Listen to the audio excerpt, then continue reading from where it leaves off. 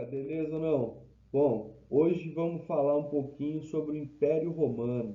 Nós já vimos nos outros vídeos a monarquia e a República Romana, então hoje, nesse vídeo, a gente vai ver o Império Romano. Então vamos nessa.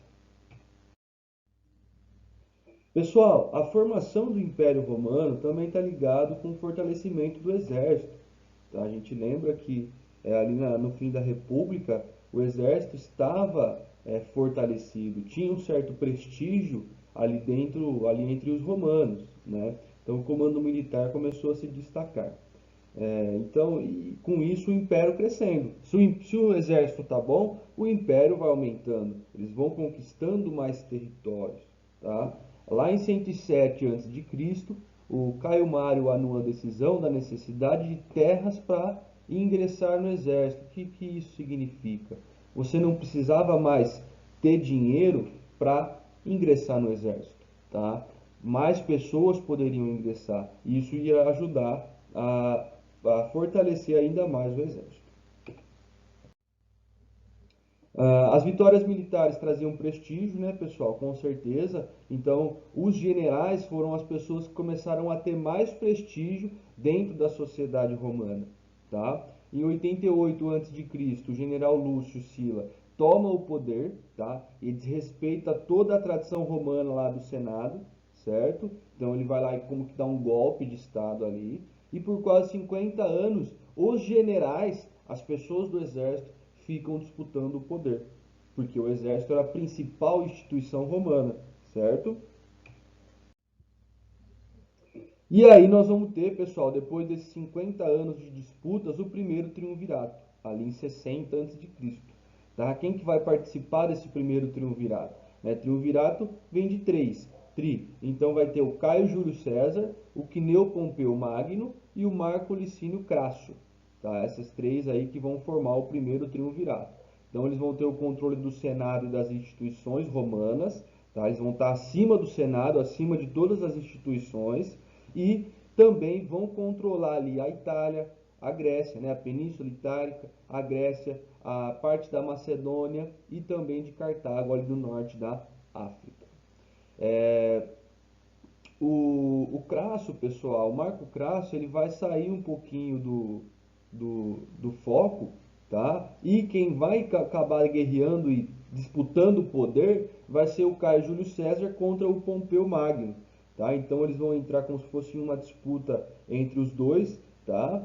O Marco ele sai da cena e ali em 49 a.C., depois de algum tempo do triunvirato, o César ele derrota o Pompeu e toma o poder do Império Romano sozinho, tá? O poder estaria centralizado na mão de César. Com isso, pessoal, em 45 a.C., o César ele se torna ditador perpétuo, não é? Ele iria ser o líder político e o líder do exército até a morte dele, tá? Por isso perpétuo. Em 44 a.C., um ano depois disso, alguns senadores ali, né? Algumas pessoas da política romana armam um esquema para assassinar César. E César é assassinado dentro do Senado romano, tá? Então ali eu coloquei essa frase, até tu Brutus, né? Porque isso foi quando ele vendo ali que o fim dele seria a morte, né? César vendo que o fim dele seria a morte, e até do lado dele estava esse Brutus, que era uma pessoa próxima a ele, uma pessoa que ele confiava. Então ele vai lá e antes de morrer ele fala para o Brutus: até tu, Brutus, né? Porque até você está contra mim. Então o Senado, mesmo com isso, com esse acontecimento, ele continua desfortalecido. Tá? Por quê? Porque quem tinha nessa época o prestígio não eram os políticos, e sim os generais, tá? O exército. Pessoal, depois desse período nós vamos ter o segundo triunvirato, tá? Em 43 a.C., que aí vai fazer parte desse triunvirato Marco Antônio, tá? O Marco Emílio Lépido e o Caio Júlio César Otávio, tá? Que era filho adotivo do César. Então, o que acontece? Aqui o Lépido também ele vai sair um pouco de cena, ele não vai brigar muito pela política, e o Marco Antônio vai acabar entrando em uma disputa com Otávio. Mais uma vez, uma disputa aí entre esses governantes do triunvirato. Tá? O Otávio vence Marco Antônio e Cleópatra. Tá? Nessa época aqui, o Marco ele era marido da Cleópatra lá do Egito. Tá? Então, eles são derrotados, o exército deles é derrotado, e depois Otávio vai até chegar também no Egito, né? E em 27 a.C., Otávio toma o poder de Roma novamente, um imperador só no poder total de Roma. Acabava o segundo triunvirato e Otávio subia a imperador.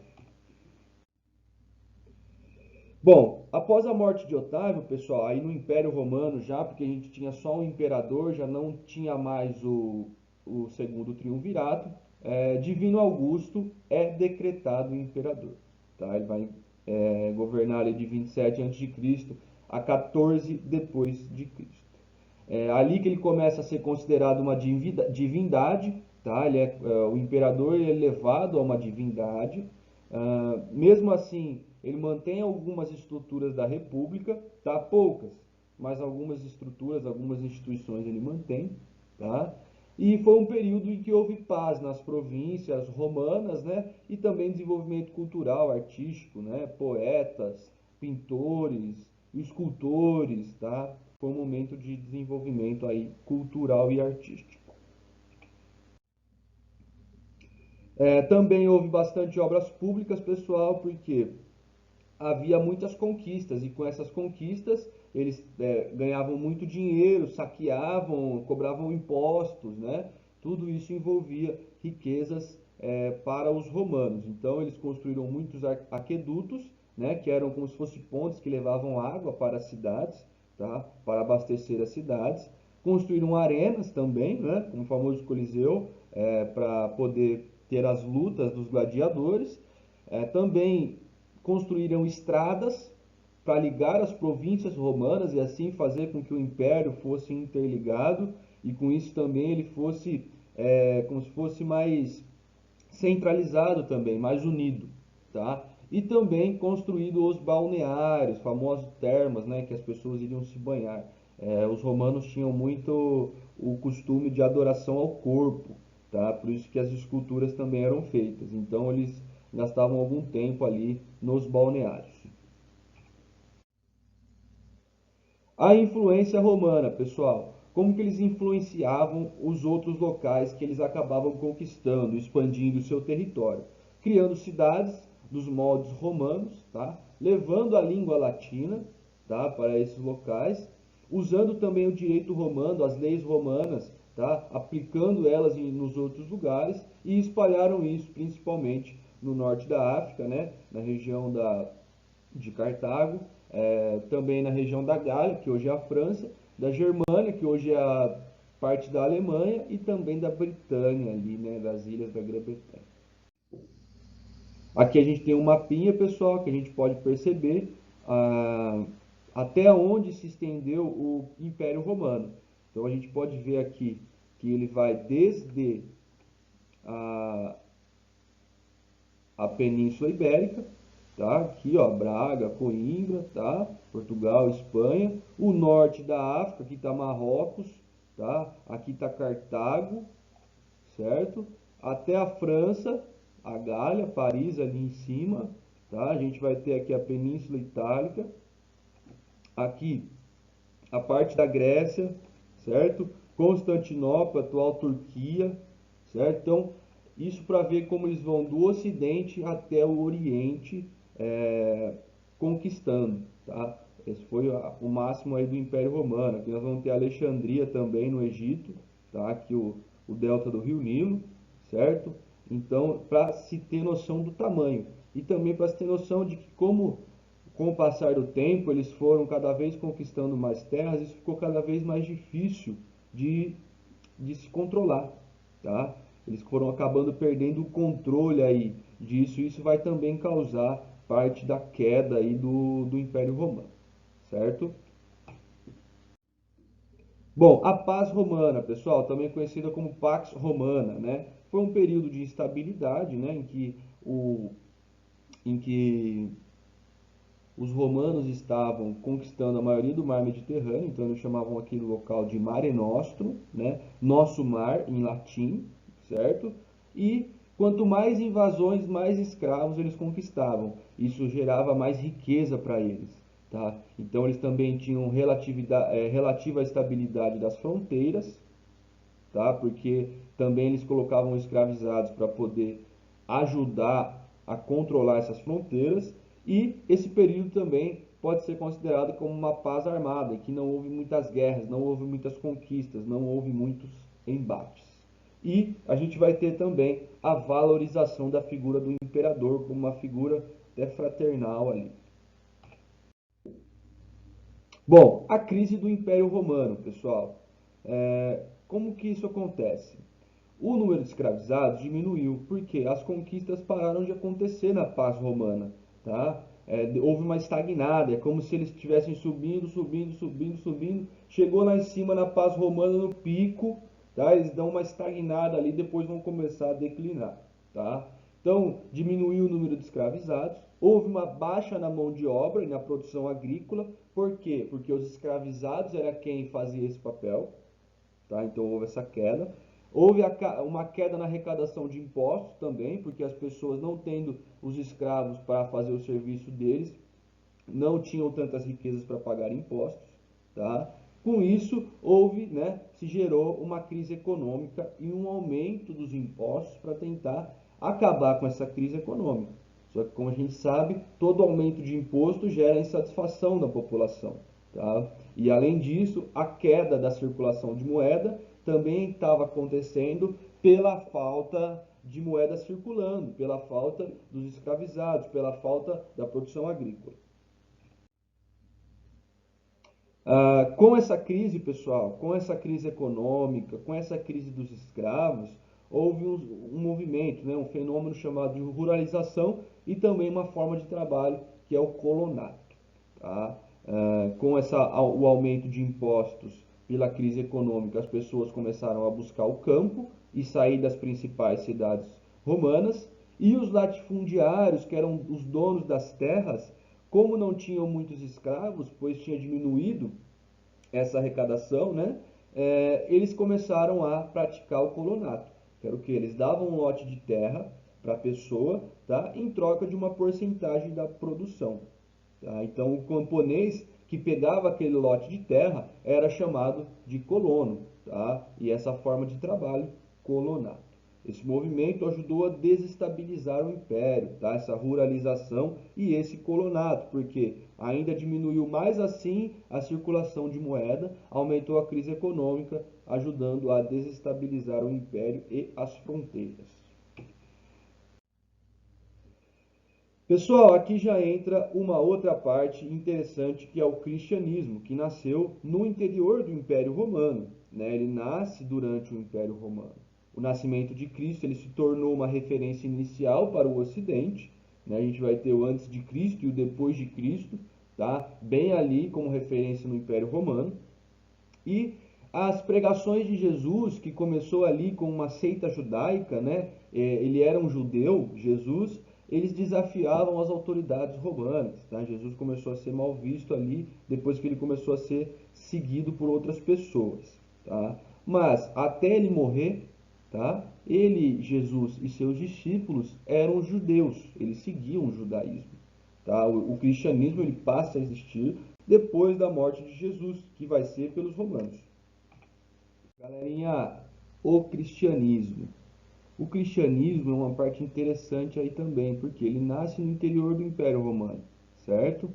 E o nascimento de Cristo, ele se torna, pessoal, uma referência, tá? Após esse período de inicial ali para o processo do Ocidente, tá? Então, para o Ocidente, a data do nascimento de Jesus é muito importante, por isso que a gente divide isso em antes e depois de Cristo, tá?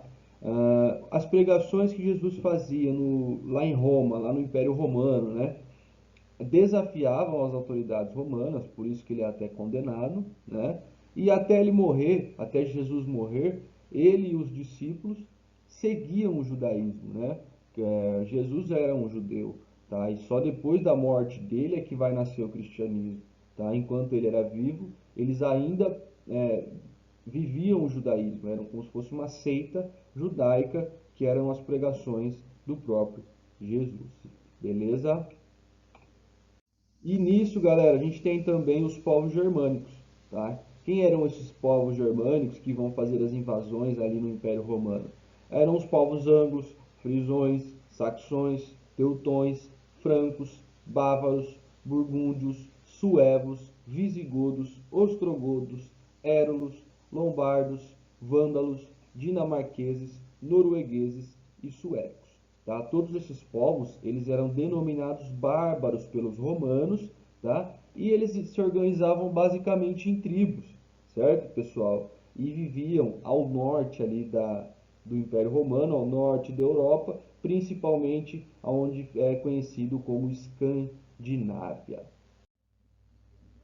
As primeiras invasões, pessoal, tem a ver com a presença de germânicos dentro do território dos romanos, porque alguns tinham autorização, tá? E alguns chegaram até a participar do exército romano, essas pessoas eram denominadas federados, tá? E também havia participação, havia invasão de outras pessoas não autorizadas, tá? Por os germânicos serem um povo muito é, disperso e um povo muito diverso, tá? Então havia vários tipos de invasões ali no território romano. Pessoal, aí começa a centralização do Império Romano cada vez mais porque a crise estava crescendo. Então Diocleciano ele divide o Império em 4 regiões, tá? Lá no Oriente vai ter Bizâncio, Ilíria, que é a Grécia, a região da Grécia, a Península Itálica e a Gália, que é a França. Que são 4 regiões administrativas e militares. Bom, pessoal, então vai haver uma centralização, tá, do império nas mãos principalmente de Diocleciano, que vai governar ali de 285 a 305 depois de Cristo. E aí ele vai dividir o império em 4 regiões, tá, pessoal? Quais regiões são essas? A região oriental, que era lá de Bizâncio, a Ilíria, que é a região da Grécia, tá? A Península Itálica, que ficava Roma, e a Gália, que é a região da França, tá? Bom, essa divisão vai ser principalmente militar e administrativa, certo? Galera, o Constantino foi a pessoa que mais se aproximou da igreja, do cristianismo, tá? Então, em 391 depois de Cristo, o cristianismo se torna a religião do Império Romano, tá? E os sacerdotes da igreja começam a ter postos da administração do império. O que que isso vai acarretar? Isso vai acarretar num aumento do custo para manter todo esse governo, todo esse estado, tá? Começou a inchar demais e vai acarretar aí também uma crise econômica do império. Com isso, os principais fatores que ajudaram a enfraquecer o império são a ruralização, tá? A saída das pessoas da cidade, que vão para o meio rural e vão se submeter ao colonato, que é a segunda coisa aí, tá? Que vai ajudar a enfraquecer, que é aquele modo de trabalho. As fronteiras vão se fragilizar com a falta de escravos e a falta de pessoas que estão indo para o meio rural.